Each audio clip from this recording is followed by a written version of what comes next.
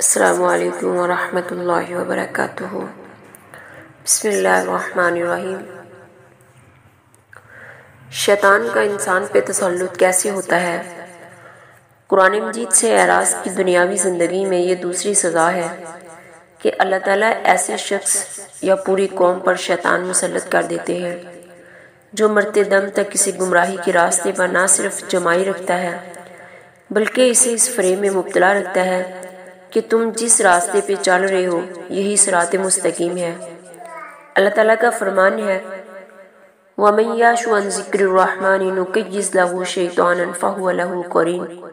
وَإِنَّهُمْ لَيَصُدُّونَهُمْ عَنِ السَّبِيلِ وَيَحْسَبُونَ أَنَّهُمْ مُهْتَدُونَ۔ اور جو شخص رحمان کے ذکر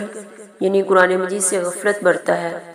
ہم اس پہ ایک ایسا شیطان مسلط کر دیتے ہیں اور وہ اس کا ساتھی بن جاتا ہے۔ پھر وہ شیطان ایسے لوگوں کو راہ راست پر آنے سے روکتا ہے جبکہ لوگ اپنی جگہ سمجھتے ہیں کہ ہم راہ راست پر ہیں۔ جس شخص پر شیطان مسلط ہوگا ظاہر ہے وہ اسے اللہ اور رسول کی نافرمانی کے سارے کام کروائے گا۔ کفر، شرک، نفاق، بدعت، قتل، غارت، سود خوری، شراب نوشی، زناکاری، جوا، ظلم، چوری، ڈاکہ، دھوکہ، فریب، جھوٹ، بدعہدی وغیرہ۔ لیکن انسان پر مسلط ہونے کے بعد شیطان کا اصل کارنامہ وہی ہے جس کا آیت کریمہ میں ذکر کیا گیا کہ شیطان انسان کو گمراہی کے راستے پر جما دیتا ہے،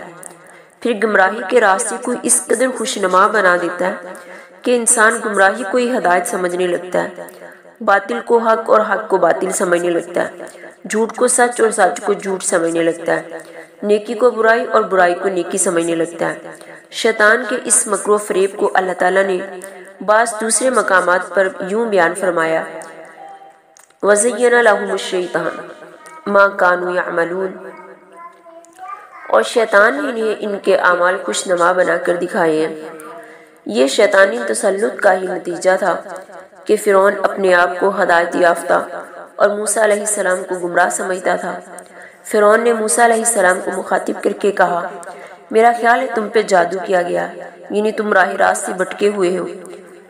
اور اپنے بارے میں اس نے یہ کہا اے میری قوم میں تمہیں وہی بات سمجھاتا ہوں جو مناسب سمجھتا ہوں اور میں تم کو صرف نیکی کی بات پر ہی بتاتا ہوں۔ یعنی شیطان نے فرعون کو نبوت کا راستہ گمراہی کا راستہ بنا کر دکھایا اور کفر کا راستہ نیکی کا راستہ بنا کر دکھایا۔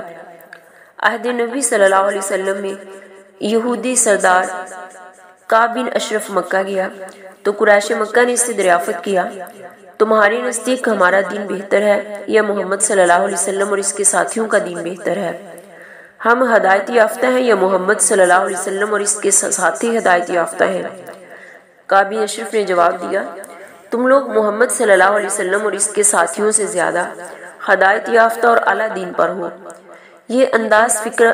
نتیجہ ہے کہ اس شیطانی تسلط کا جس میں شیطان حق کو باطل اور باطل کو حق بنا کر دکھاتا ہے۔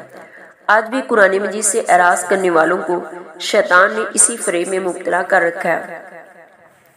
لہٰذا وہ حجاب کو جہالت، بے حجابی کو ترقی پسندی سمجھتے ہیں، غیر محرم مردوں اور عورتوں میں علیحدگی کو تنگ نظری کی علامت سمجھتے ہیں، ستر کو رجت پسندی اور یعنی کو تہذیب جدید تصور کرتے ہیں، ہم جنس پرستی جیسے افعال قبیحہ کو حقوق انسانی میں شمار کرتے ہیں اور قانون تعدد ازواج کو پسماندگی کی علامت قرار دیتے ہیں، رقص و سرود موسیقی کو روح کی غذا اور شرم و حیا کو تاریخ خیالی سمجھتے ہیں، شرعی سزاؤں کو غیر مہذب اور فحاشی بے حیائی کو اعتدال پسندی سمجھتے ہیں، جہاد کو دہشت گردی اور دہشت گردی کو جہاد سمجھتے ہیں، ذلت اور رسوائی کو رواداری سمجھتے ہیں، عزت اور وقار کے راستے کو حماقت اور بے وقوفی کا راستہ سمجھتے ہیں۔ در حقیقت یہ لوگ بھی اعراض قرآن کے جرم میں اسی سزا میں مبتلا ہیں جس میں شیطان ہر برائی کو نیکی اور نیکی کو برائی بنا کر دکھاتا ہے،